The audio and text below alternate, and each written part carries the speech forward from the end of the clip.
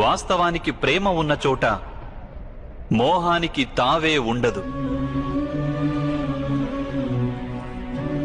ప్రేమ జనించేది కరుణ నుండే గురుదేవా, కానీ మోహం జనించేది అహంకారం నుండి. ప్రేమ అంటుంది, నా పుత్రునికి ఈశ్వరుడు లోకంలోని అన్ని సుఖాలను ఇస్తాడని. కానీ మోహం అంటుంది, నేను నా పుత్రునికి లోకంలోని అన్ని సుఖాలను ఇస్తాను అని. ప్రేమ అంటుంది, నా పుత్రుడంటే నాకెంతో గర్వమని. మోహం అంటుంది, నా పుత్రుడు నన్ను చూసి గర్వపడాలి అని.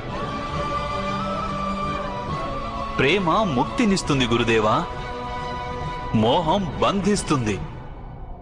ప్రేమ ధర్మం గురుదేవా, కానీ మోహం అధర్మం.